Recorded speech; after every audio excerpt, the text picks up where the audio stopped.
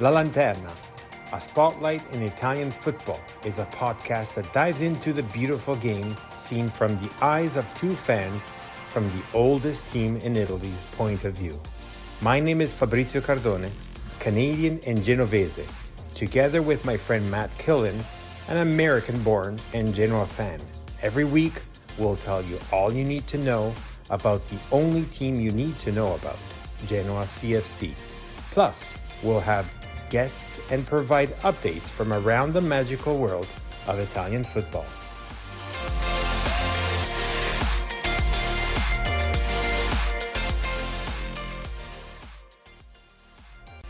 Benvenuti, welcome to La Lanterna podcast. This is yours, trues, and whatever. I don't know. Doesn't matter. Hey, Matt, how you doing? What the hell happened there? I don't know. Are you just excited to see me or something? What's going on? No, it's all good. How good? How are you?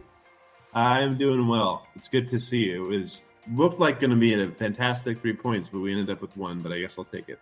Don't look at it from that perspective. I told you also when I was messaging to you. Essentially, so guys, everybody, we're talking about Genoa, Bologna. Actually, Bologna, Genoa, sorry. So at Bologna, Genoa 1-1, where we'll go into the detail about it, but, you know, it was a 1-0 for us. And then at the last, in the 95th minute, they score the tie. But let's quickly talk about that. First of all, a month ago, would have you been happy for a tie in Bologna? No. You what? I probably would have been happy with a tie.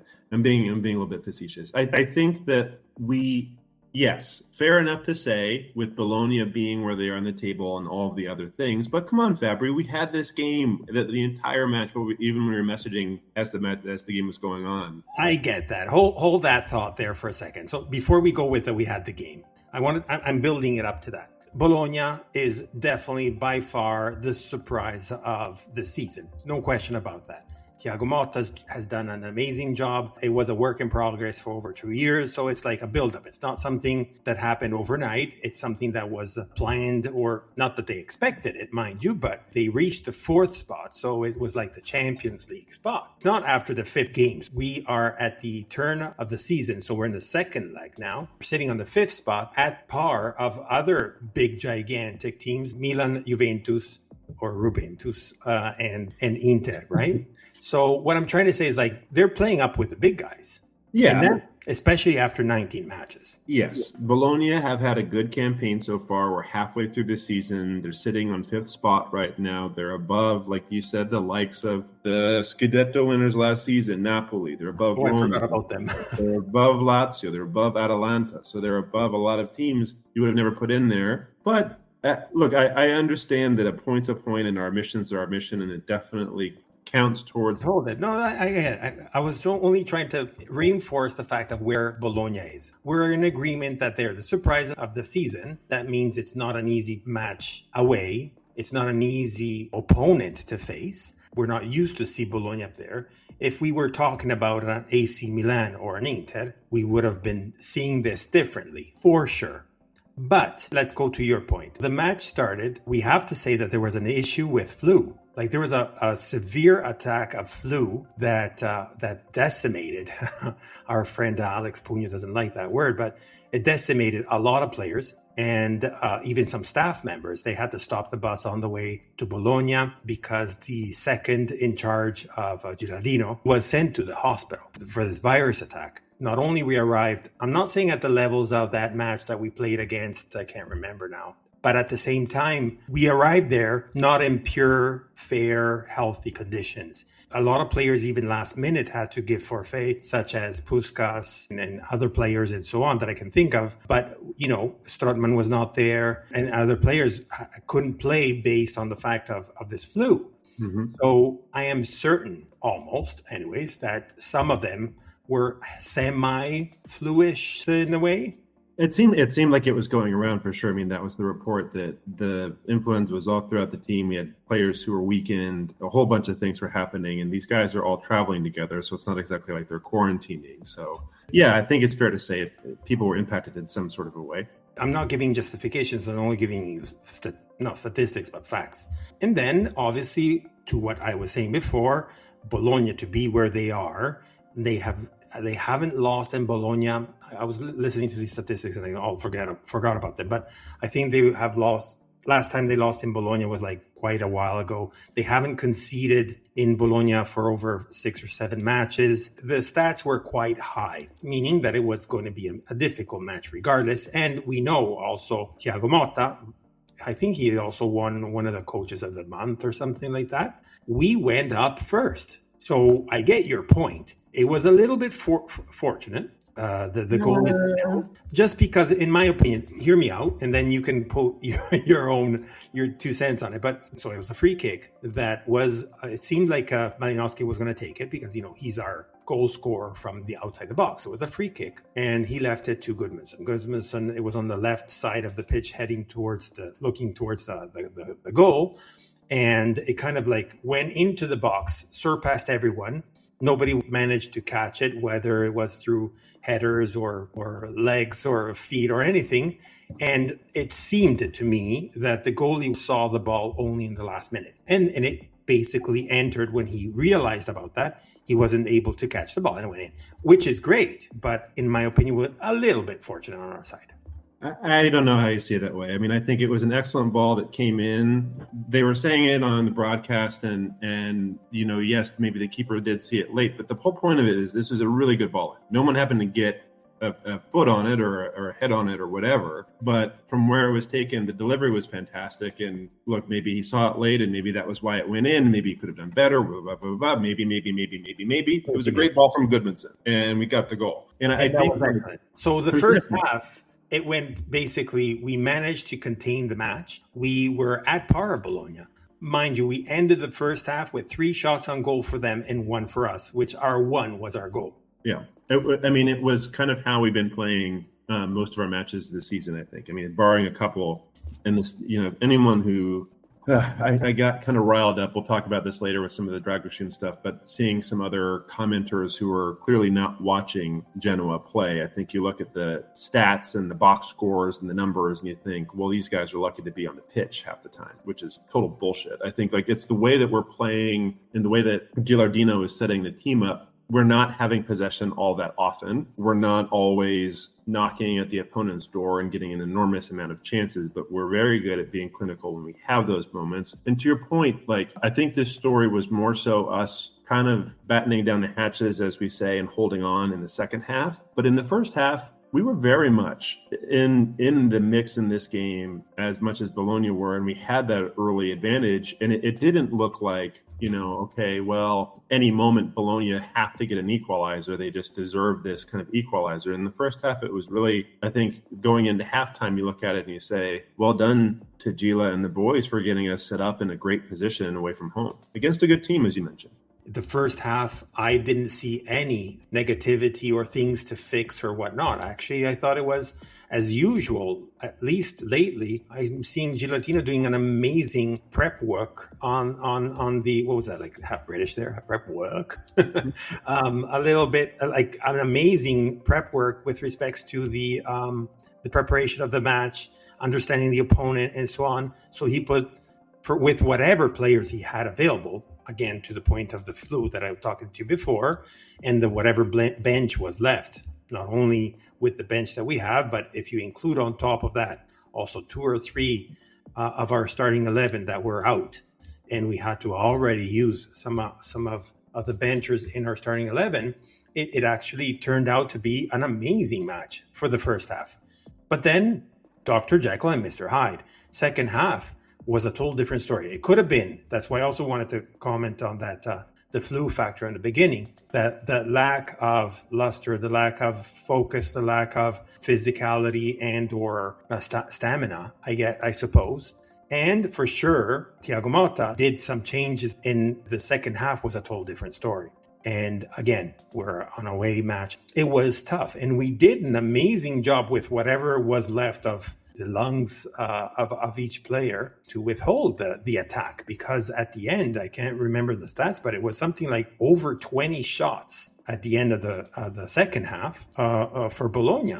And the MVP, no question about it, goes to Martinez.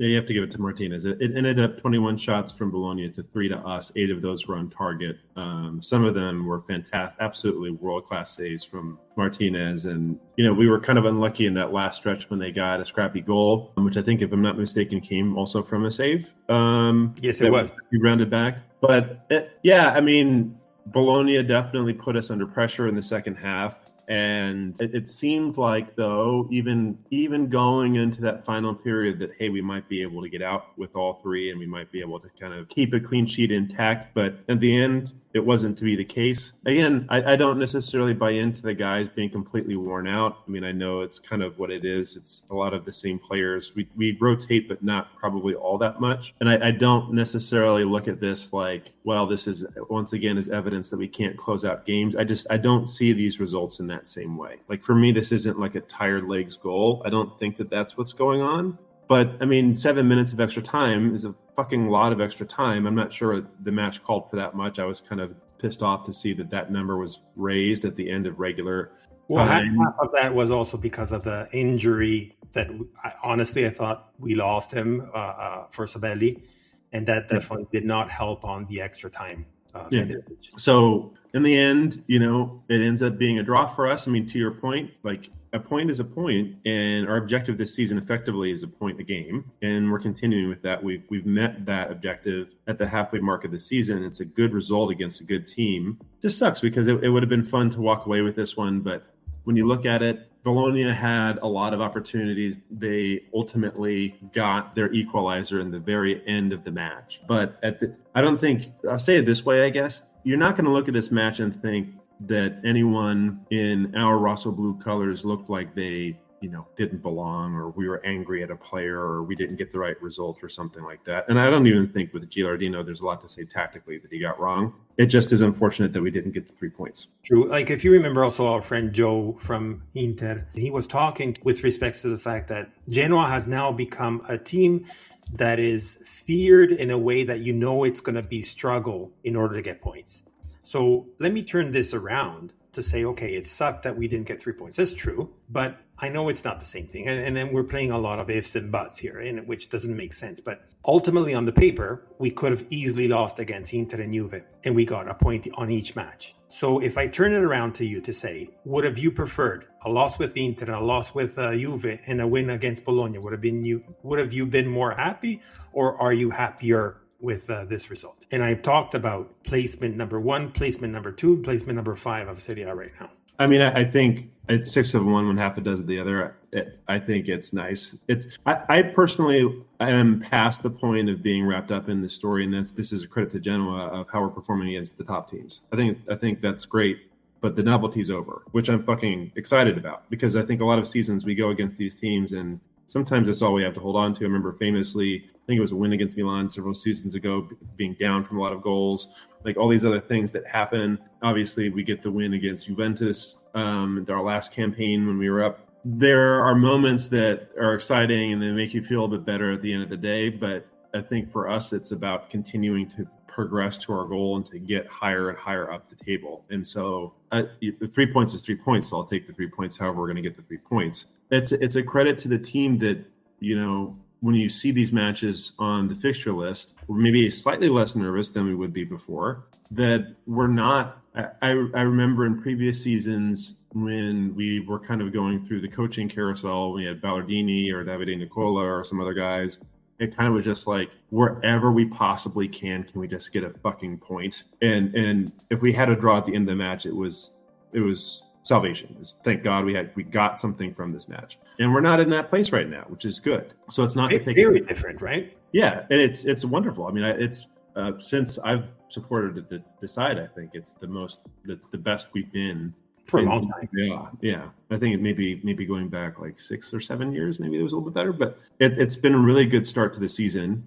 Yeah, I mean, so when you think about like the table and where we are right now, like we've gone through 19 matches, we're sitting on 12th place with 21 points. So again, I think we were talking about 40 points at the end of the season on 38 matches. So we're like literally on track for that, maybe surpassing it a little bit. You're looking down, and not to look down too much, but you have a 7-point gap between the relegation teams at the moment. So a lot of things can happen. it's the season is. There are many, many games left. We saw what happened a few seasons ago when Salernitana seemed dead in the water and came back and somehow leapfrogged us. I don't think we're exactly in that type of a situation, but like it just goes to say that things can change in the second half of a season. But it's an encouraging one, right? Like we've gotten a lot of results when we didn't expect to get them. If we had gotten results in places when we thought we would, we'd be even better sitting right now, which I think is amazing. But with it being our first season back in Serie A, you can't be anything but encouraged by how the team has started this season, I think. 40 points mark is what the target is, being at 21 halfway through. That means we're averaging correctly. A lot of statistics or people are talking about, okay, if we look at the goals that we conceded in the last 10 minutes, how many points have we lost? They're talking about 11 points. Obviously, that's going to hurt. But that only shows me not anger, but it shows me that there is a lot of room of improvement and room for improvement by improving.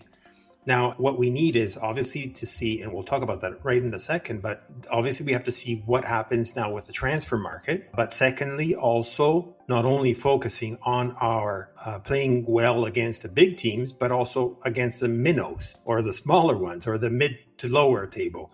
And that's where we've been hurting most with the points. And if I go turn it around too, that's where we have to focus most of it in the second half based on the fact that all these major teams that we played against, except for Lazio, maybe one more, but I can't remember, they were all at home. So that means all these bigger teams, Inter, Milan, Juve, and so on, they're all going to be on the road.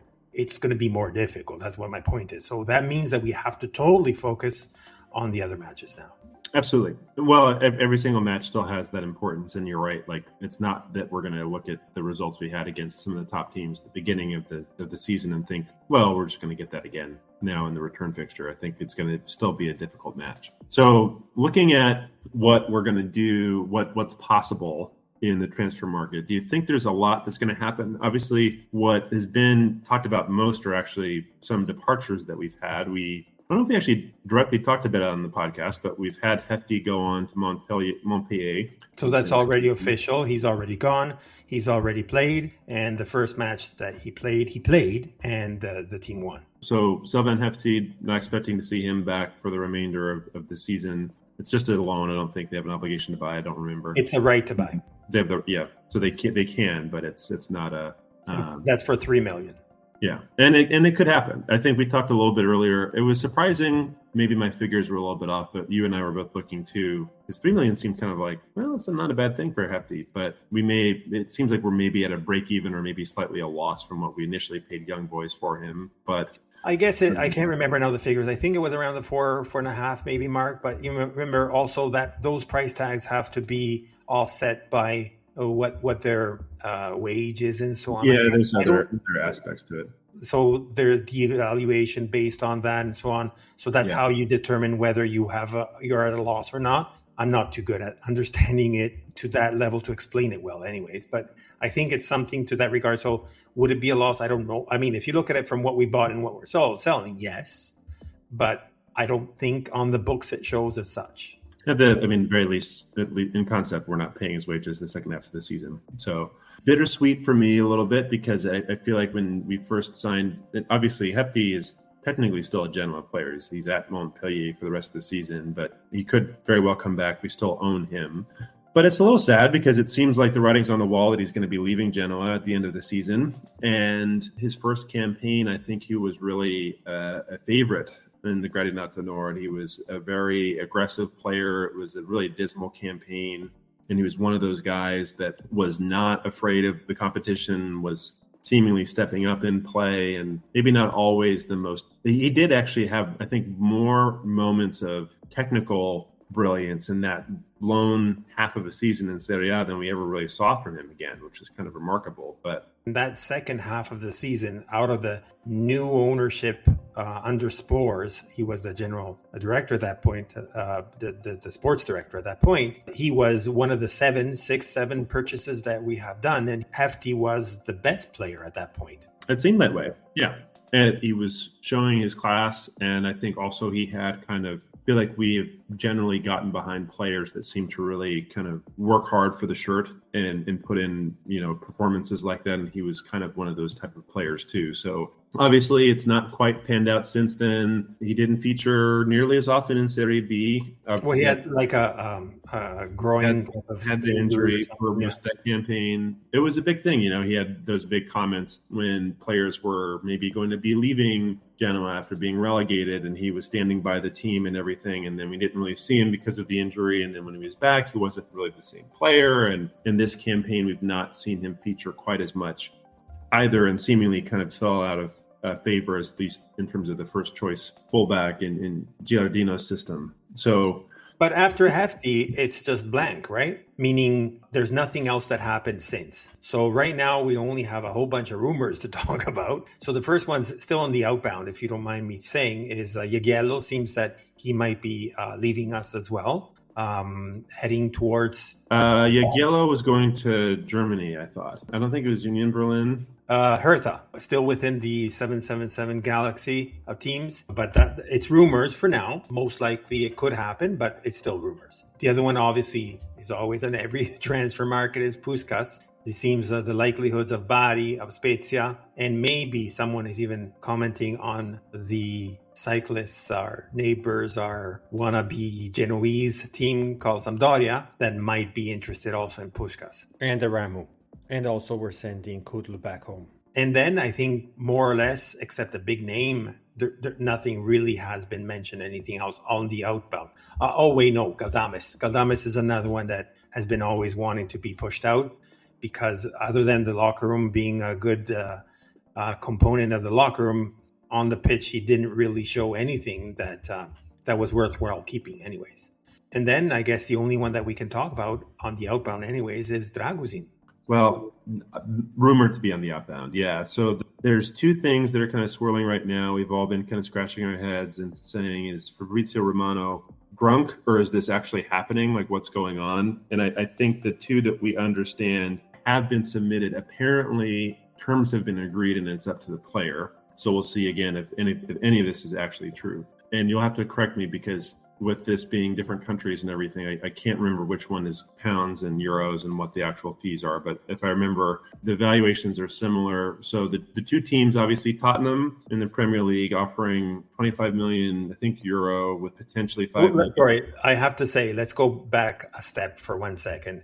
So you talked about Romano. I can talk about also adding another couple there, Shaw or whatever his name is, and Di Marzio in Italy and so on. This new type of journalism is really not upsetting. It's borderline ridiculous with respect to they might get some hints about knowing stuff because they have their connections, but most of it is based on pure assumptions or want to make that news to be big type of thing. So if you read Romano, including him and so on, they were all saying Draguzin done deal with Napoli. Then no, counterattack from Genoa. They want 30 because they were lowballing. Okay, then I'm not going to give you Zanoli. And anyways, this was, long story short, is like at the end from these journalists, because it's nothing is guaranteed to be true other than what we're reading from these journalists. They were actually talking about 20 million plus 5 players or something like that. And people were making fun of it. Yeah, Napoli's offering 20 million,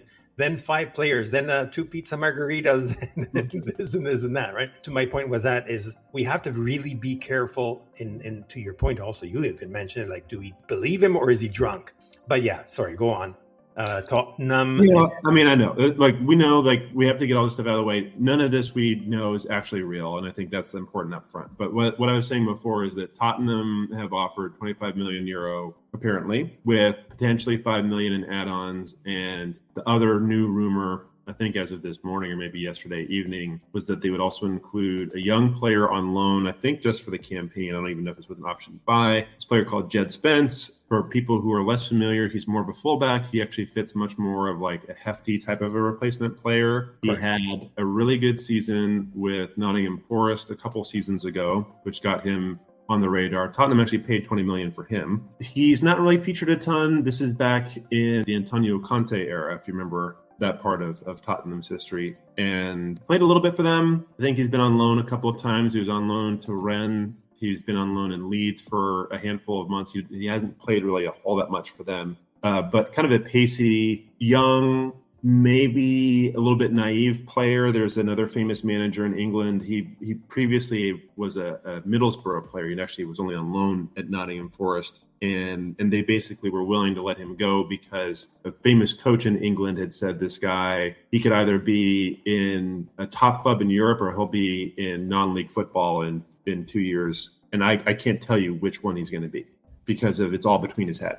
So you kind of, and then you see some things too, like you kind of clapped back at that same guy when they won promotion to the Premier League with a trophy and a cigar and all this stuff. And so there's a little bit of history there that suggests this guy maybe needs to be reined in a little bit. His lack of participation with his parent club maybe suggests that there's something to that. And I don't know if he's really lit the world on fire in any of his loans either, but it does remain to be seen. He's got talent. He has opportunity. He's a younger player. We've seen Gilardino already do wonders with younger players, and we clearly have a way of playing where our fullbacks are a really important part of our play. So, maybe there's something for him to do there. The other rumor is Bayern Munich, who I believe have been rumored to offer 30 million. I don't know if it's just all up front or whatever it is. And so those are the two things that are being bandied about right now. Is he going to go to Bayern? Is he going to go to Tottenham? Does he care? I think a lot of the conversations have been amongst our fan groups about whether or not we would even do anything like this right now. Like why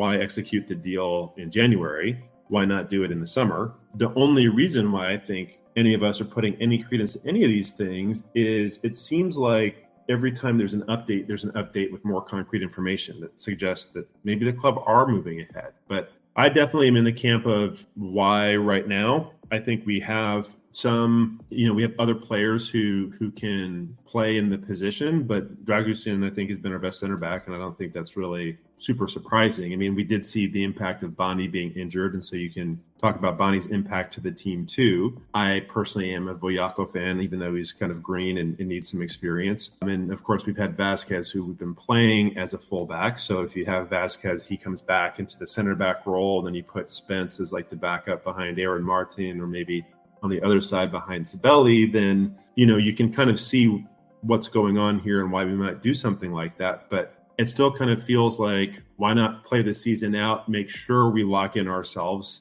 another season of top flight football, and then move him on, because I don't think we're getting less than 25 million at the end of the summer, unless he hurts himself. Knock on wood, that doesn't happen. But I don't know, Fabry, what do you think of all this stuff? If we're going to get less than that, Genoa's price tag has always been indicating the 30 million mark. Maybe started with 25, now it's like on the 30. It's interesting.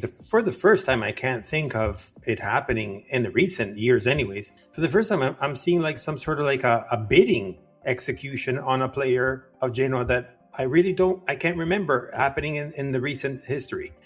So that's the interesting part. On with respect to the query with respects to being mindful of waiting till the end of the season, I still want to think. I don't have any opinion whether it's going to happen or not, because who am I really to determine if the club is going to actually pursue it or not. I agree with you that the money is not going to change whether now or it is in the summer market. It depends also on the need. Like Bayern Munich does not need it now, while Tottenham, they're in desperate need of a center back right now. So that could be also an indication of why Tottenham is pushing hard. At the same time, unless there's an injury, I'm knocking on wood right now, I can't see, unless he starts to do, which is very bizarre, that Dragusin would do an awful second part of the season. I don't see his price tag going down. So what I was trying to say with this before was, I want to remember two things that stays in my mind, such as the club with our CEO Blasquez has out bluntly said that they're not going to sell any major pieces until the summer. Right. And Dragusin himself said, I don't want to leave halfway through. I want to finish the season to what I have got into, per se, right? So having said that, I don't know if he's going to be going. We're only on the mount. We're only listening to what the journalists are saying. and we're only living it out of them. There's no official communication. I think, and don't quote me entirely on this, I think only officiality are these two last bids. Even the Napoli one was just like, I don't know if it was Mambo Jumbo or it's just Aurelio De Laurentiis is just playing the bigger man and he lost out of it anyways. But only the two last bids. There were earlier bids, at least from the Tottenham perspective, but nothing was official. Apparently, the last two ones that you mentioned seems to be official. The bids, right? Mm-hmm. But then if you read these journalists, they're all saying the bids has out and Tottenham is only waiting for the certain yes. Like, what does that even mean? It's just everything about it is kind of ridiculous, to your point. It just is, the club has been unequivocal in their statements, and these things happen all the time. Bids get lodged all the time. It doesn't mean all that much other than another team is stating interest and they put out an offer. We'll see what ends up happening. I would be still surprised if something did get over the line. I've heard in all of this stuff, and who knows where this is coming from, that Dragoshin is pretty much waving off moving to another team in Italy. I don't think he wants to do that, which is, if that's true, that's kind of at least a nice gesture in that case. He'd rather move abroad for his loyalty to Genoa. But again, we'll see. And I would, unless the offer is very compelling, I would be surprised if something did end up happening in the transfer window. I mean, ultimately, to your words, Matt, and then we can cut it out there. But to your words, even though he does leave, it seems that we are covered. There's also another rumor about Marcandalli, I think his name is, which is our youth player that has been loaned out to Reggiana. He's doing quite well in Serie B. Again, he's like a center back and he's doing excellent. Like, it seems like in the radar also the National League, not the National League, but the national team. Ultimately, that could be another incoming player to fulfill some empty gaps with, including the other players that we have. I'm not too worried if he leaves, but I guess the only feeling that I would like to voice out is it doesn't seem like, based on the promises or the comments that were made before the transfer market.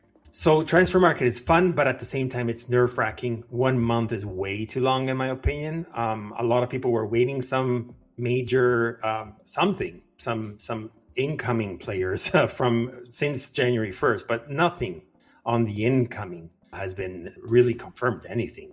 Just lots of few very rare comments here and there, but we've got used to that now with the 777 group, that they're not, it's hard to get any news, which in a way is good. Bad because then the journalists are all going out there with all their comments and so on, unless it's an Italian player. And, sometimes these agents are willing to comment on radios or on the friend of the friend of the friend. And there you go, and you get all news beforehand. But having said this, great first leg, I would say, overall, exactly to the goals that the club has determined. And I think let's look forward to leg 2, the second leg. And the next match is Genoa, Torino at Genova.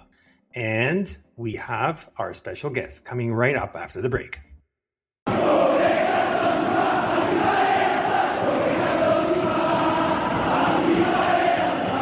My name is Fabrizio Cardone, and I approve this message. Welcome back, bentornati to La Lanterna Podcast. This is part 2. So we have not one, but 2 special guests this time around. So as we mentioned, the next match that we'll be facing is against our former, we still love him to death, Ivan Yuri. Yeah. And to one of our biggest friends, at least from the Tifosi standpoint, Torino. So I wanted to welcome our special guests, Peter and Rob. Welcome, guys. Welcome. Thanks for having us, guys. Thanks. Let's introduce our guests. So we never usually have often anyways, more than one guest. So it's a little bit more an organization thing. So I'll just, I guess, address one by one. So we don't talk on top of each other, but it's just fine. But all right, so let's start with introducing ourselves. So let's start, I guess, with you, Rob. Yeah. So I'm Rob. I've been a Torino fan since about 2005, 2006, after going over to Italy for the first time. Well done. And then I loved Italian football growing up, and I read about the story of Grande Torino whilst I was in Italy, and then after that, my mind was made up about which Italian team I was going to follow. And then there weren't many English-speaking Torino fans around, but from sort of set up a website and a Twitter account quite early on in those days. Probably sort of once Twitter first sort of started becoming as big as it became, and very quickly made contact with Peter, who's probably one of the earliest Toro fans. Would you say, Peter, in England? There's a few a bit older than me, but yeah, I'm a relic from the glory days. So. Well, we love it. That's fantastic, guys. And so it sounds like you guys have been with Toro for some time too, which is amazing. I mean, I have come into Genoa myself a little bit more recently in the last probably 5 years or so. But what's it been like? I mean, have you guys found more Toro fans recently? Has it been? It seems like more and more we're finding more Calcio fans in the UK, which is amazing. I don't know if that's actually a trend that's going on, or if it's just something that kind of spurred up organically, and you guys are seeing it that way. Yeah, I think from my side, I've been a Toro fan since '92 when we were in the UEFA Cup final, where a certain Genoa also got to the semi-final. We actually missed. In another dimension, there could have been a Torino Genoa UEFA Cup final. So yeah, my entry point was, let's say, the glory years, and then we won the Coppa Italia the year later. But I was introduced through a twinning. At the time, Man City and Torino had a kind of twinning thing going on between the fan groups. So the original Toro Club England was run by a number of Man City fans. And then, I think Torino have always been one of those teams, a bit like Genoa as well, with obviously Torino's history is very unique. And it has always been, there's always been quite a few Toro fans out there. And what we've noticed doing the podcast, actually internationally, there's a lot of our listenership comes from Australia or the States, where a lot of maybe second, third generation Italians who the love and the interest of football has been passed down. And so we have a kind of mixed fan base in the UK, in Scandinavia, Australia, and as I said, in the States. And it does seem to be growing. It's quite curious. You do see these fan accounts for Sassuolo and Chievo and some very random teams as well. But it's interesting you started this conversation about the friendship between Toro and Genoa, because that was going to be one of my questions, because it's quite an interesting thing. In May 2009, Genoa came to Torino and did something they don't normally do, which is come and win. And I don't mean that in a mocking way, but I hadn't realised that Genoa hadn't won in Turin since 1941 before that match. And bearing in mind, Torino and Genoa have played each other a lot between Serie A and Serie B. And on the flip side, Torino never win in Genoa. So I think the old Gilmann, there was a kind of, let's say, agreement that if Torino came to Genoa, we would roll over, and Genoa came to Torino, it would be the same. And I think it's a real shame what happened in 2009. I don't fully understand. I mean, just for people to know it, the kind of is a very historic friendship between Torino and Genoa, a little bit like Torino and still have with Fiorentina. And then it all changed in 2009 when Genoa, who were playing for the Champions League, justifiably came and beat Torino in Turin 3-2. It was a result which effectively relegated us, but the Torino players didn't take it very well. Fans didn't take it very well. But I'm not really sure why things eroded so quickly. I have a suspicion that the relationship between our president and your then president didn't help. But I find it a real shame that there's not really been an olive branch there, and there's still a kind of standoff between the two supporter groups. Well, all I can add to that is I agree with you fully with respect to it. It was such a shame. The life of ultras is quite different from your regular us fans or lovers of the teams and so on. They have different politics and or different type of intricacies that we might not even understand or agree with. And all I can say to that is the specifics. I think it's more of a maybe someone said something mockerish and then started to spark something. And I believe, if I recollect well, it continued there, this divergence or this detachment between the two fans, because ultimately it's about a fan. It's nothing to do with the teams themselves. But It lasted for maybe a couple years, maybe a little bit more. But even though it's not officially back in the twinship or gemellaggio per se, I strongly see throughout this great friendship that continues, and it's getting stronger year after year between the fans. So I can't speak for the ultra side, but definitely from the fans, you always see Toro fans coming on our pages and say, "We love you guys, Granata, Genova is so blue," and stuff like that. And the opposite as well. You see Genoa fans on the Torino side saying, "Juve merda, Torino is only Torino," and stuff like that, right? Yeah, and the hatred for Sampdoria as well is still, I mean, Torino and Sampdoria is also a complicated rivalry. So, well, there you go, right? So for our two worst enemies or hatreds are Sampdoria and Juventus. So there you go. That's where the twinship happens, and it's a natural twinship per se. To that point, nobody can see it because on the pod it's only the audio aspect. But Matt just showed, putting his hands around his ears, which was Pellegrini instance. I think it was like last year. Yeah. This last season. We remember it well because he hasn't scored many goals, Pellegrini. Well, that doesn't help either, right? So Torino was in the Ferraris against Sampdoria. That was the year when we were down. So he, being a pure Genoano from his heart, deep heart, since he was born, essentially, right, being Genovese. Mm-hmm. And after he scored, he was ready to go back to his half, but he said, "No, wait a minute. That's where the Sampdoria fans are. So Gradinata Sud." So he faced them and he put the hands behind his ears, saying, "I can't hear you." Pellegrini picks up the ball, running straight through past Ravaglia and tucks it into the open net. The former Genoa man celebrates under the Gradinata Sud, taking real pleasure in that goal. Anyways, it was fantastic. It was fantastic for us, for sure. I'm sure. Obviously the win was the win for you guys, but just a little jab into the Sampdoria fans. It was maybe just a way that football has maybe changed. That I don't think that ever would have gone down very well with the fans, with the Samp fans. But even there were a few Toro fans who weren't so sure on it. Whereas I think me and Peter might have, if I remember correctly, we might have had slightly different sort of viewpoints of it as well, because I was sort of thinking, I fully understood why he did it, and I probably would have done the same thing. I think it was a bit of a strange game. I think Sampdoria, I'm not sure if they were already relegated at that point, or were sort of just on the way to it. It was very close. But I mean, they didn't take it very well at all, and not at all. The players probably even more so than the fans. I actually think to a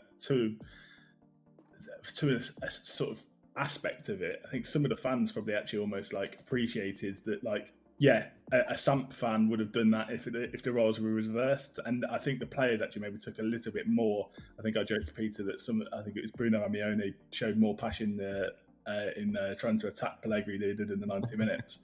But yeah, I think it's just one of those things where I think previously, I think a lot of fans, maybe if that twinship between Toro and Genoa was still there, a lot of Toro fans probably would have maybe supported what Pellegrini did then. But yeah, pretty sure that was his last goal for Toro. That's for sure. Before we dig into the Torino itself and or eventually the match, before we go to the wrap, but to Matt's question before, do you think, and maybe you have answered it already and I just missed it, but do you think there's a resurgence, some sort of renaissance back of love in the UK, generically speaking, for Serie A, or is it just like an impression that we might have? Peter might have a different answer as well, but just from my opinion, I think Italian football has always been very well loved in the UK, previously predating sort of going back to the sort of 1990s. So for myself, when I mentioned previously that I had an affinity for Italian football, on free TV, the only way that you could watch live football if you didn't have sort of satellite channels was on Channel 4 in the UK, which showed Italian football moving from when Paul Gascoigne moved to Lazio. So I think a lot of older sort of football fans probably have an affinity for Italian football from then, and really sort of go back to the glory days of the 1990s and so on.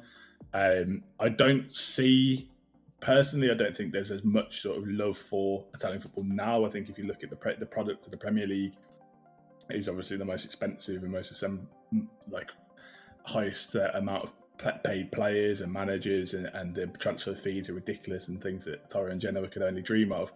I think that like we've had players we've had players on loan from the Premier League who we just financially wouldn't be able to buy unless they were heavily subsidised by those Premier League clubs, and I think that's maybe a little bit of a shame. And I think there's less of a attraction to Italy. Obviously, you've got the cultural aspect of Italy. Italy's a much nicer country to live in than England, I'd suggest, and there's maybe a little bit more things to do and see.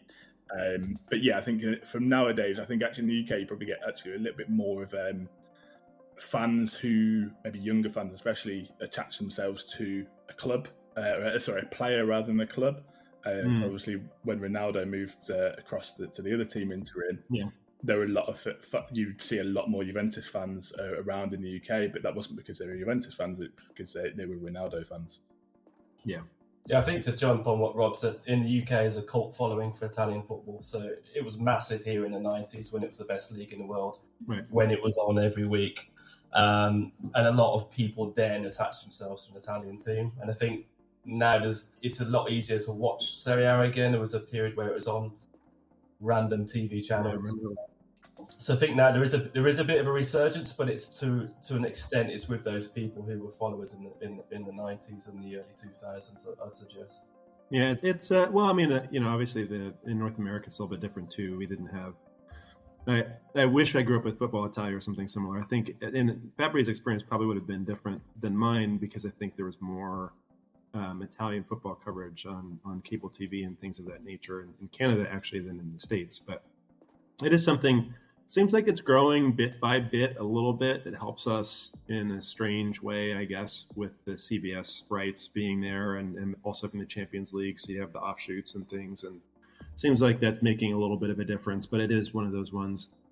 Obviously, the Premier League just made such a big impression here in the States. And so it's kind of, in a different way, bigger over here as well. But we had a past conversation around that, if you remember. I mean, not that I want to talk too long about this, but essentially, Serie A, different language, it's a little bit more difficult for some people really to understand especially when there's interviews and stuff like this. While EPL, being English speaking in the English speaking countries, and not only, it's a lot easier to follow, understand, and even the articles themselves, like your local articles, you're going to read them in English. Most of the people around the world knows English. Well, most of the people around the world do not know Italian, right?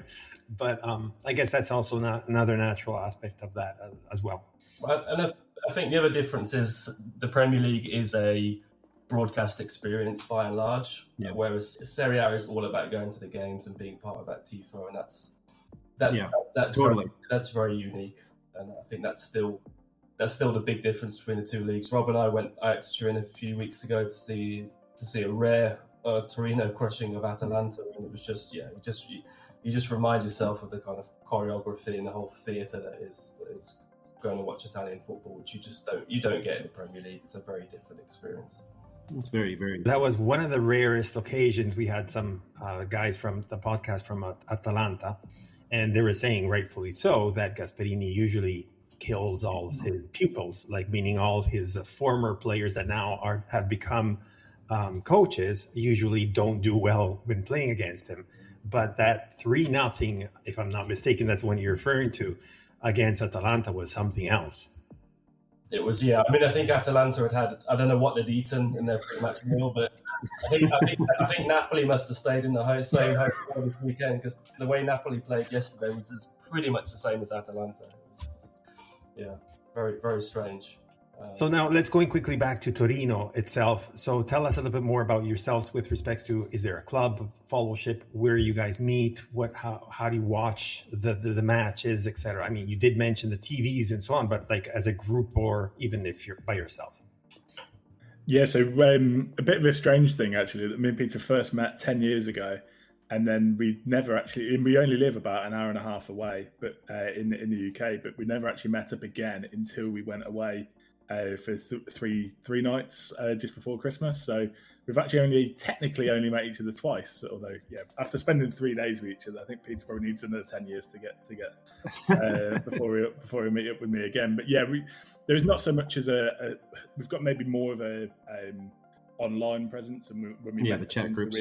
Turin, we met up in Turin. We had sort of like a Talking Toro sort of meet up in one of the sort of Irish pubs in Turin, and that was good and quite well attended from sort of a number of sort of English people who live in Turin, as well as some Italians, and then also some other fans who sort of were sort of wanted to sort of spread the word of Turin as well. And in the UK, I tend to just watch the games of my own, but obviously me and Peter are in regular conversation on WhatsApp. We're quite different. So Peter has the self-restraint that if he isn't able to watch a game, we'll just turn off all technology and then watch the game as live later on.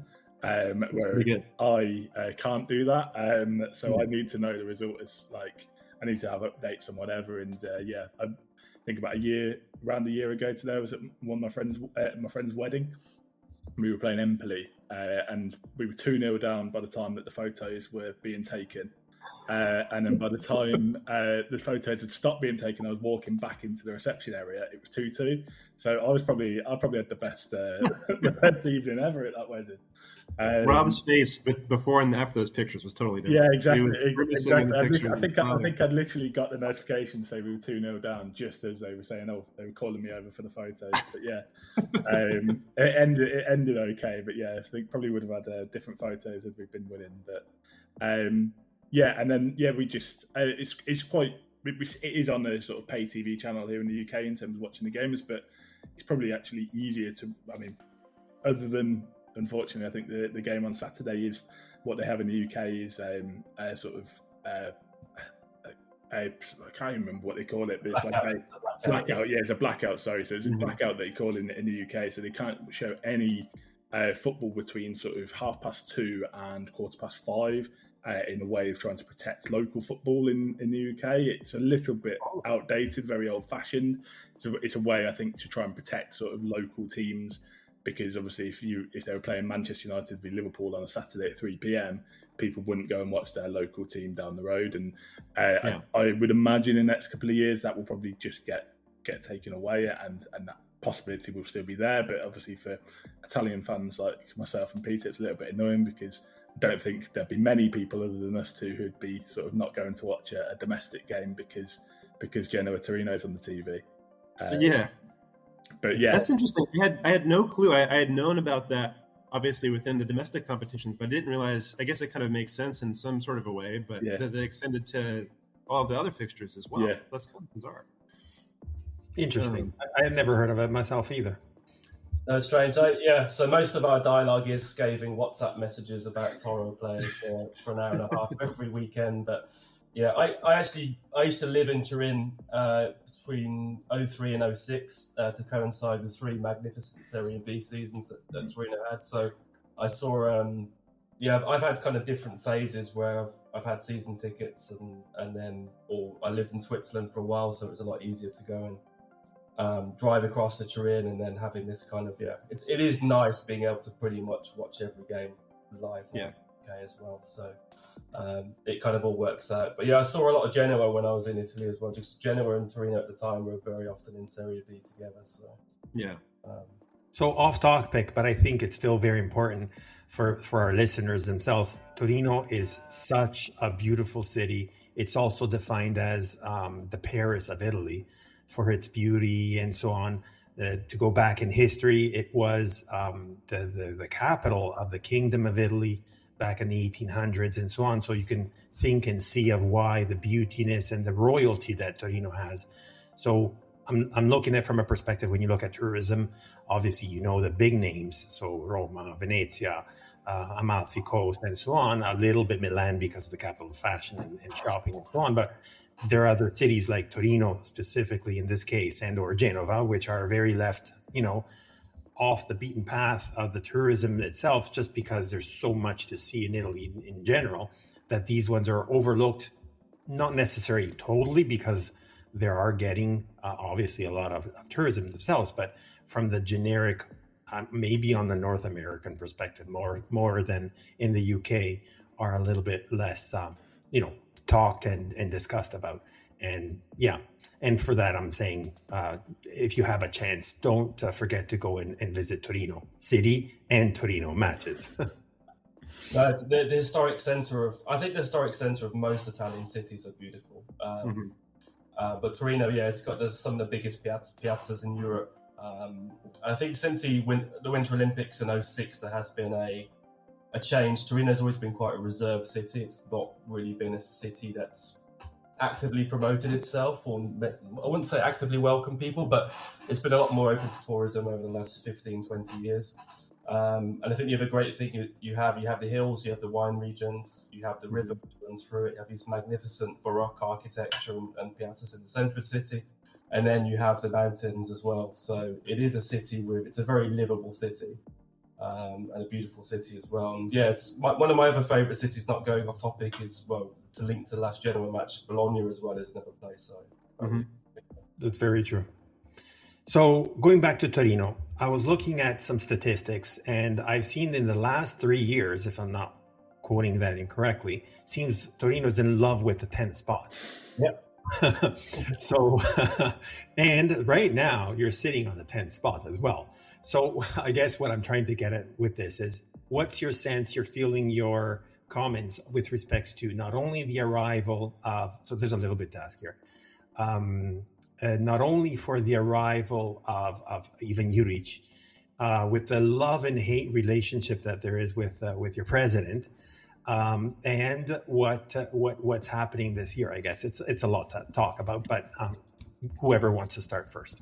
I'll let Rob loves Urbano Caro, so I'll let him start first. Basically, I congratulated it. After the win against Napoli, there was footage that I'm sure was probably on the worldwide feed as well of Cairo. So in Italy, as people will know, when the player scores, the stadium announcer will say the first name, and then there's the surname, and then the stadium and the fans in the stadium will echo the name of the surname of the player. And Cairo was joining in.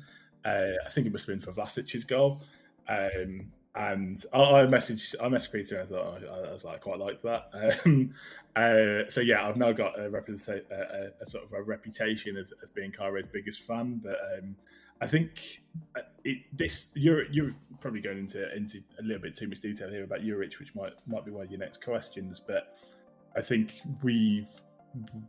Juric has signed a 3-year contract, and this is the third year of that contract. And I think up until recently, when we changed formation, I think there was almost a little bit of a feeling that the fans and players had a little bit, they'd had too much of each other, and maybe there would be a sort of natural end to that contract at the end of the year, or at the end of the season rather. I think our upturn in fortunes, having changed formation, something which Juric was very reluctant to do, has potentially meant that the marriage may need to continue a little bit longer. I think Juric is seeing some better results, and maybe I think it would be interesting to see what happens at the rest of the season if we continue on this sort of upward trajectory and the results keep getting better. I think there's a potential that there'll be other clubs sort of interested in him. On the flip side, I think if you'd asked Torino fans 3 months ago if Juric wasn't your manager, I think they probably wouldn't quite happy with that. I think some of his outbursts in press conferences, maybe getting a little bit too a bit frustrated with some of the things that he said, some of the sort of random players who become out of favour just overnight. His substitutions have never been particularly great either. And it's something that I was saying to Peter as well. We've scored 18 goals in 19 games, which isn't particularly impressive. But then if you think that we've won 3 games this season 3-0, so that takes half of those goals off. So that leaves you with 9 goals from 16 games. So the football, at spells, we've played quite well and haven't got the sort of what we deserve from the game. But yeah, this Torino side, which maybe in comparison to his first year when we'd had some very, very mediocre seasons. If you think 10th was mediocre, we were probably a little bit worse than that. But we'd come from 2 seasons fighting off relegation. Juric came in, and he was a breath of fresh air. I think, things have slowly sort of stagnated. But you look at the scenes from the win against Napoli and a team who, again, like Atalanta before, and hadn't had a brilliant record against. I think if we can sort of improve our away form, which was actually quite good last season, and our home form was quite bad, if we can actually settle them both out, I think there is a chance that we can sort of qualify, at least be in the conversation for Europe until the sort of like final weeks of the season, which I think is all Toro fans are after, really. It's still early to tell, but it's not impossible. Only 3 points to the Europe spot anyway, so it's not like an impossible goal. And I would say, really, I don't think we've played particularly well this season. I think we've played very poorly in some games, and we've played okay in a couple. I think the Atalanta and Napoli performances on paper look good, but as Peter alluded to, I mean, the opposition was very, very poor. I don't think there's been a game where the opposition have been good and then we've had to be better than them. I think we've almost been quite fortunate that in some of the games that we've won, the opposition has just been very, very bad. I'm not sure how much of that is Toro made them bad, or that like any team would have beaten them on that day.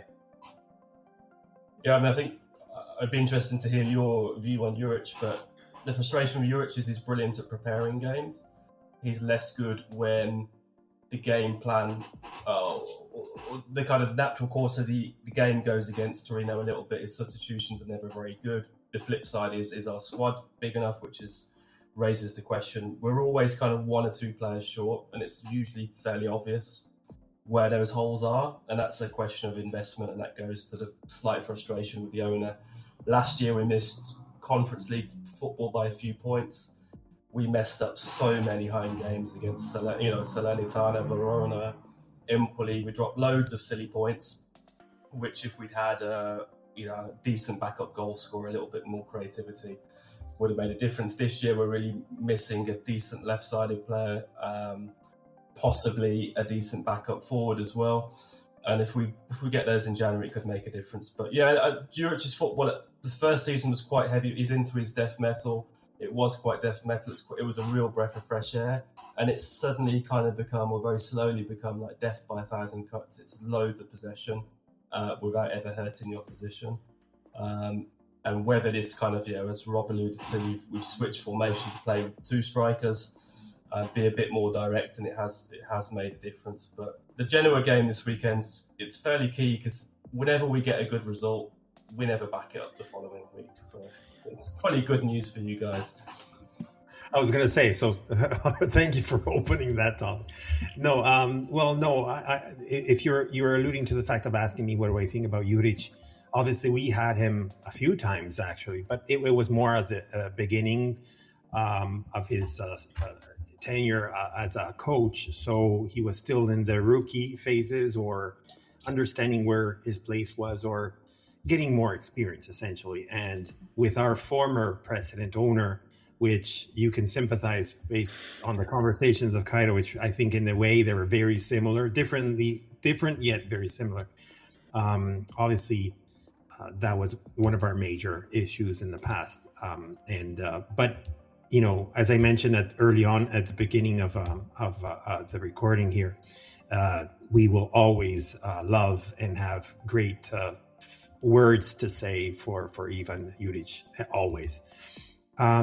So I guess this year is still tough. You're right, Rob, and even Peter mentioned it. But I mean, do you foresee? I mean, okay. So there's a couple kind of like a double-sided question here. Is it because we're tired of the Serie A? Is it Serie A tired of the old model of teams where the sole ownership with his own finances, however they were getting that money, and maybe we're tired of that, and looking at what, including us, what it looks like right now of a change that is happening in Serie A with multi-properties versus foreign properties. Is that what maybe Torino needs? Yeah, it's a difficult question because Cairo's been there nearly 20 years, which is quite scary in itself. And yeah, there's a feeling he runs the club a little bit like a small family business in a way.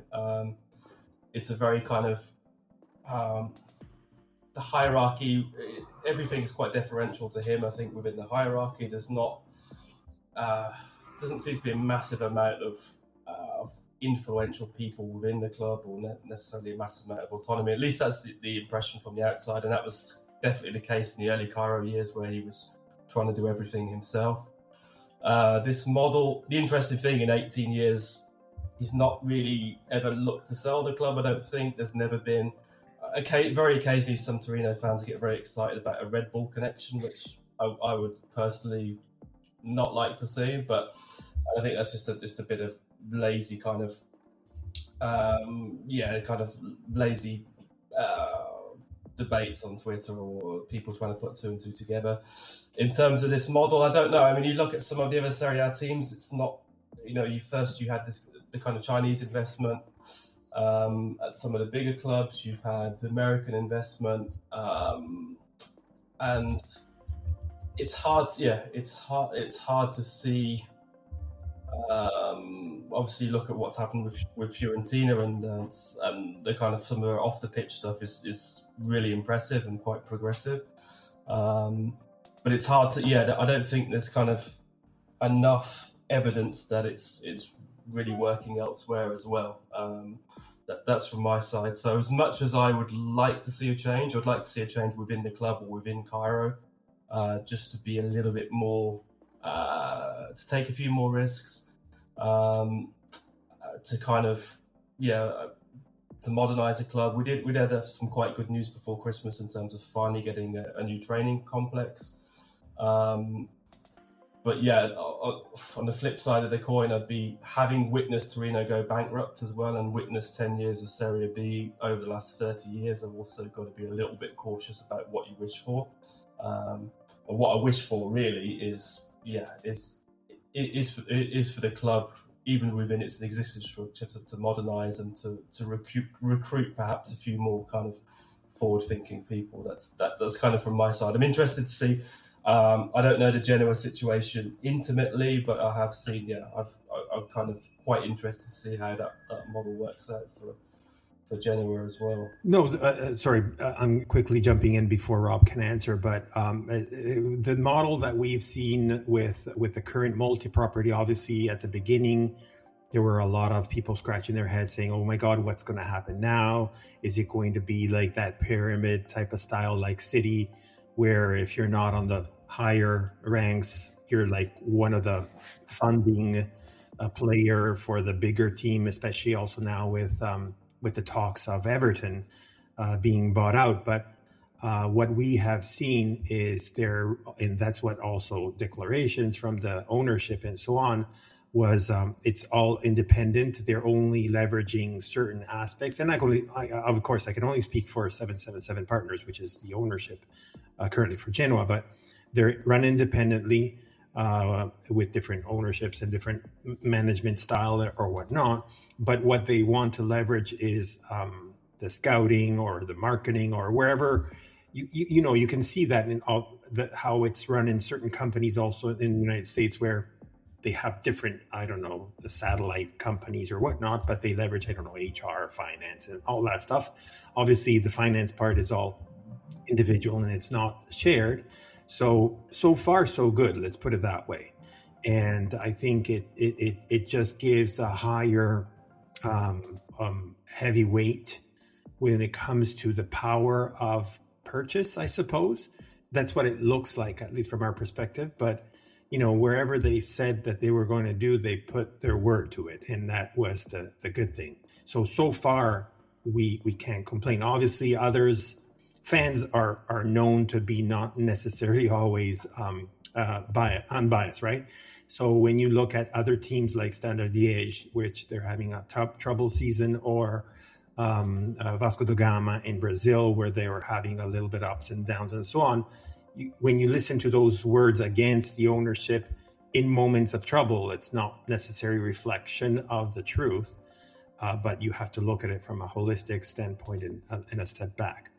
I think the example you make with City and the City Group is probably how the plan should work, and I think that's how it would be difficult, even if Toro were in that situation where they were bought out by City Group. I don't think given Peter also mentioned the past relationship between City and Torino, I don't think Toro fans would be that sort of, they wouldn't dislike that much as long as the product on the field and the results were going well. But I think the way City work it, and they do it with Girona, and they're both having obviously good seasons, and they've got that exchange of players and that scouting network.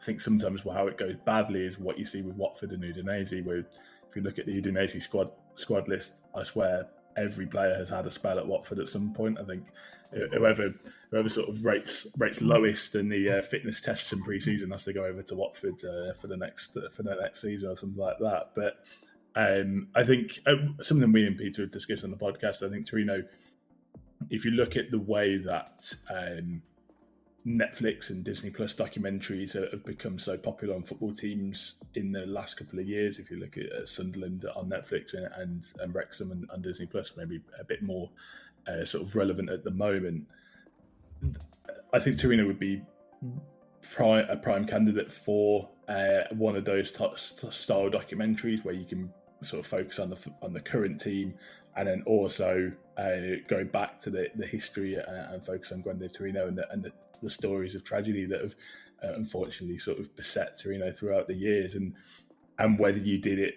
I think it would probably make more sense if this would be quite groundbreaking for Torino to actually get ahead of the curve and sort of almost pitch the idea themselves. But that would be that almost gets your eyes on it in terms of a wider audience, and whether it even is just more foreign fans becoming aware of the club. And yeah, you never know, one of those foreign fans could be a millionaire and has the sort of capabilities of buying the club, and that's sort of something I think me and Peter are sort of holding out for, just if anything, because we've got recorded evidence of it being our idea first, so we'll be due a cut of the profits.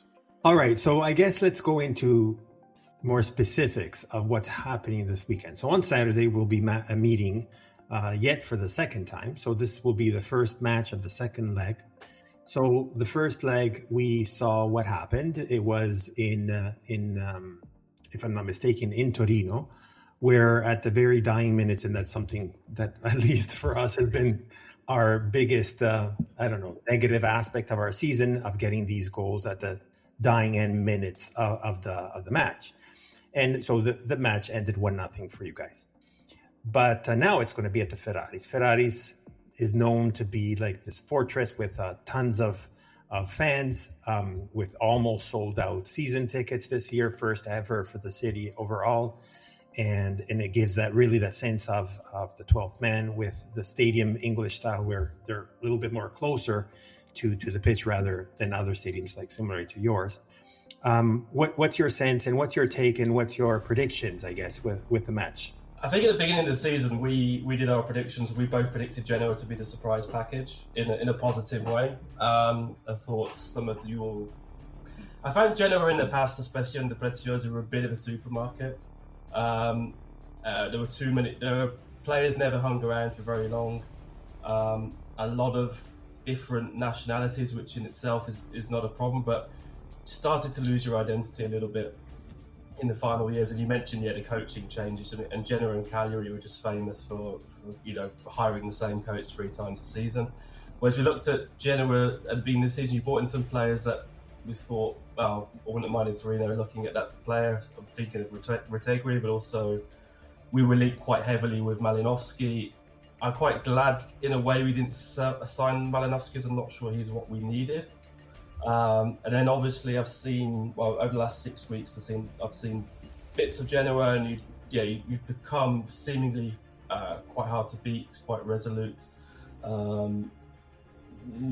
Perhaps not quite picked up the points especially in the Bologna game on I think it was Friday evening, that you've deserved. And I think I'm also very impressed with something we talked about earlier in the season as well. Torino's fan base is a whole topic in itself at the moment. There's a lot of apathy. There's a lot of fans not going to the stadium, whereas to see Genoa completely selling out season tickets is really impressive. So I think it'll be a great atmosphere.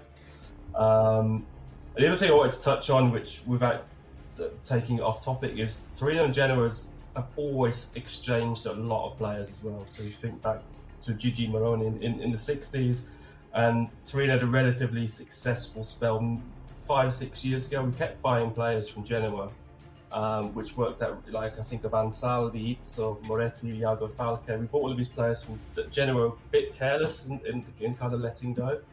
But there's always been a very strong connection between the two clubs in terms of players going from either side. Yeah, personally, looking at the recent history, after going a long time not winning in Genoa, I think we won 4 in a row, and then we managed to lose. The season you got relegated, which was the last time we went to Genoa, we managed to lose 1-0 despite the fact that you were down to 10 men and we're on a really bad run. I have a feeling this may be a 1-1 draw, and everyone will be, I don't know, everyone will be a little bit unhappy and everyone will be kind of satisfied at the same time. I think that's the way I see it going this weekend. Torino, for me, don't have that killer instinct. As good defensively, we're pretty solid. We're quite hard to break down. We've done a lot better against the teams that come onto us and give us a little bit more space. But I think, my feeling is that Genoa are in pretty good form, and a point is probably as optimistic as I'm going to be for Toro anyway. Yeah, I think. Who's your goal scorers? Sorry, who's your goal scorers? My goal scorers. Well, Malinowski will certainly score because we tried to sign him, and he's probably due one of his kind of epic shots from outside the box. And it's probably time Duvan Zapata scored for us as well. So there's your scorers. I think I'm going to be even more negative than Peter. Just having a look at Genoa's last 3 home games, all being 1-1. I think if you look at 2 of those, Inter and Juve would have been good results, and then Empoli maybe a bit disappointed. Having not seen the game, I imagine having seen Empoli play Torino not too long ago, they might be the worst team that we've played this season. We still only managed to beat them 1-0. I feel like I can't see Toro winning 2 games in a row like Peter, so I'm going to go for 0-0. I've already said that we struggle for goals. Looks like Genoa maybe in a similar boat, and I think that Saturday lunchtime kick-off in the UK doesn't really lend itself to great games. We played Udinese there just before kick-off, and that was a pretty terrible game. So, I think both teams probably be quite happy with that. Sorry, picking up a point away from home, and Genoa sort of maintaining their good run at home as well.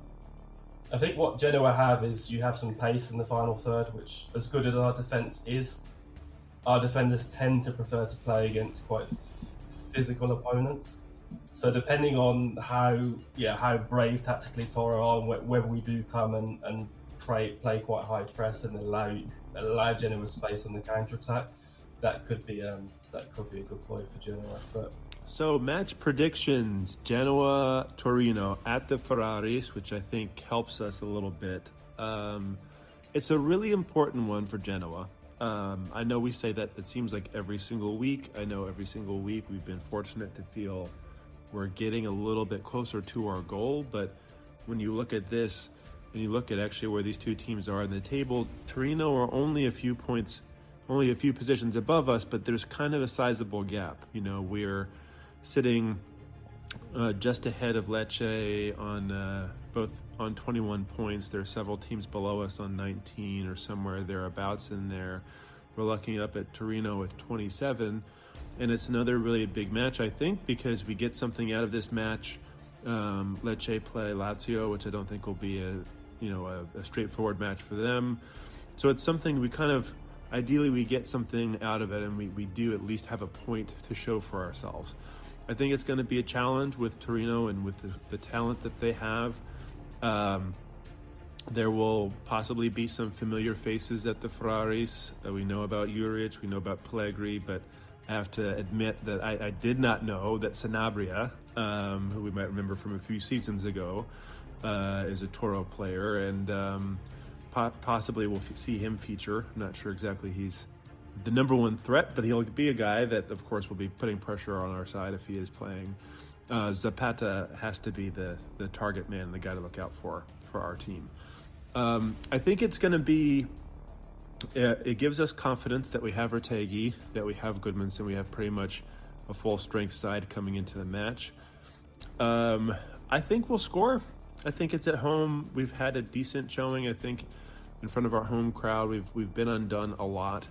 at the end of matches, and I don't think that's just a pure we're too tired, Gilardino's running us ragged type of a thing. I think there are different reasons for some of these things, but I kind of see us, I think we will end up getting a goal, but I actually see us perhaps losing the match 2-1. So from my perspective, you looked at our most recent match against Bologna. We felt kind of hard done by to not have 3 points.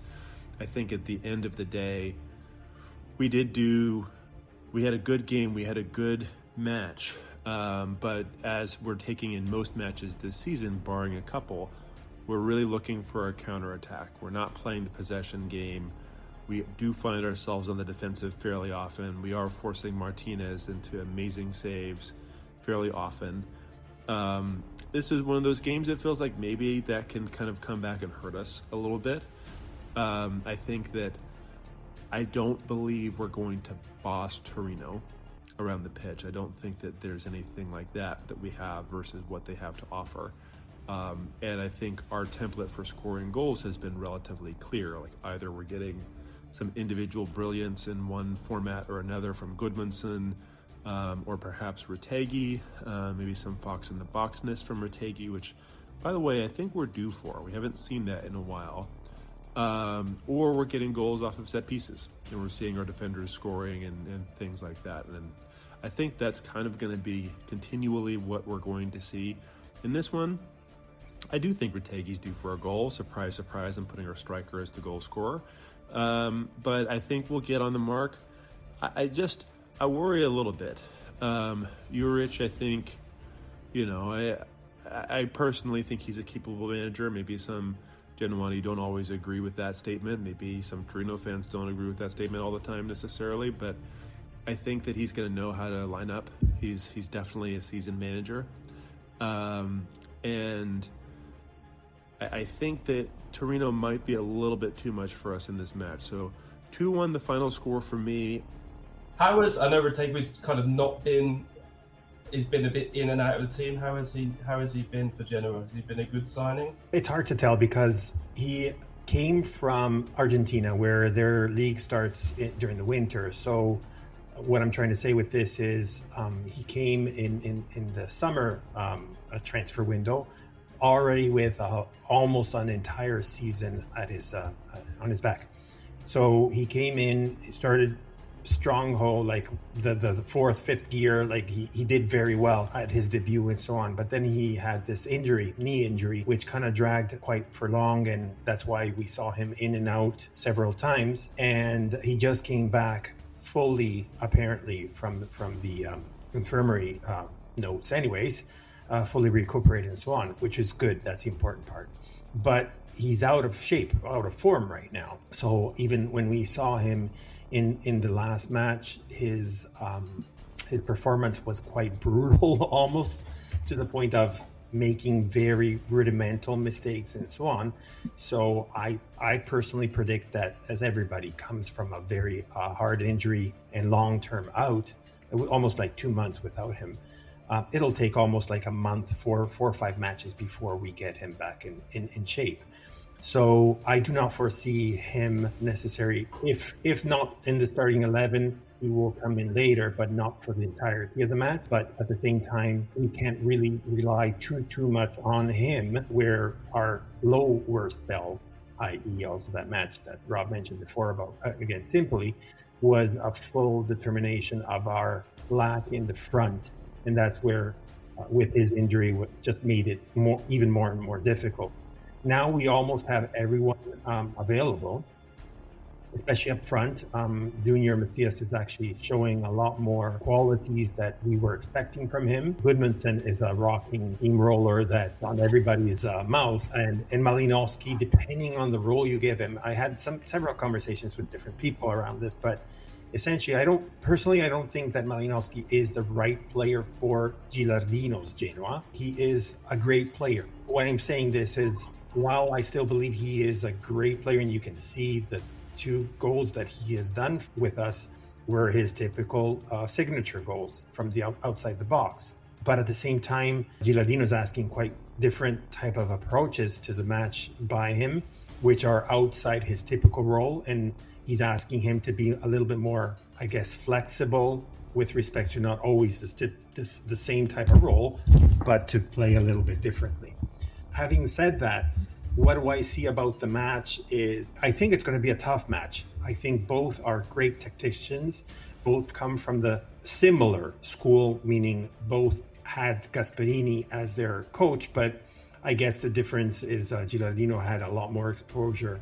And I'm not saying this with respect to the quality or who was better versus the other one. So what I'm trying to say with this is not, Gilardino doesn't have that imprint of full Gasperini. While we know that Juric is more of obviously he's grown differently in a different path, but that was his more bigger core of his learning, at least my opinion. But having said that, I think it's going to be a tough battle, a manly battle, a dirty one, because we have two great tacticians at play. I think among all Serie A, we can count 4 or 5 different very high-end tactician expertise, and these ones are definitely one of the two. And I think that it'll be tough, and maybe the heart is telling me to make it offset from the first leg, that it'll be a very narrow win for Genoa, 1-0. With goal, I don't know, that's a tough one to say. Maybe Gudmundsson, just because he's the one that has been scoring forever, or maybe from the defense on those set pieces, which seems that are our biggest type of goals that we're able to do.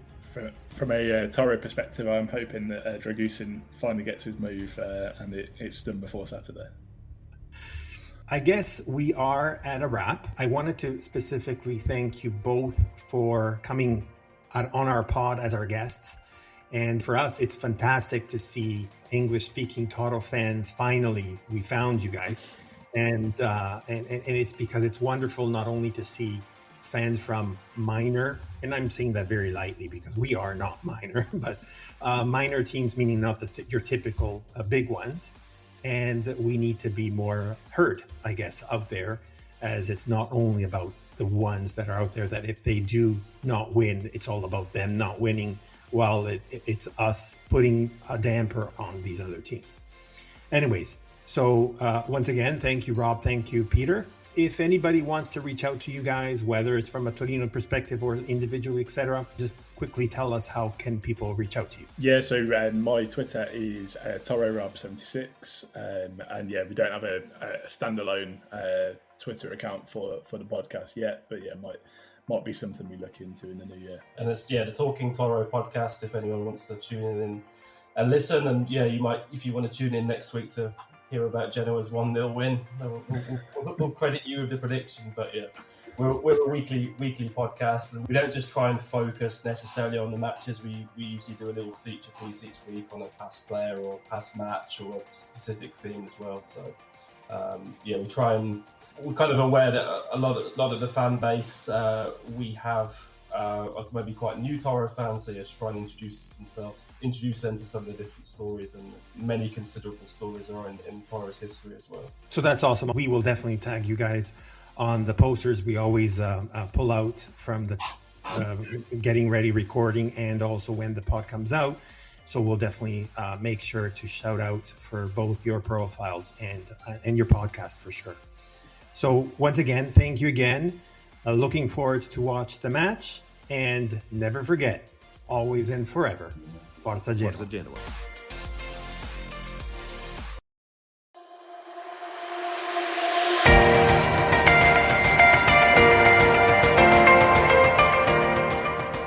You've listened to La Lanterna, a spotlight on Italian football, a podcast powered by Genoani Si Resta. Thank you for listening, and see you next week.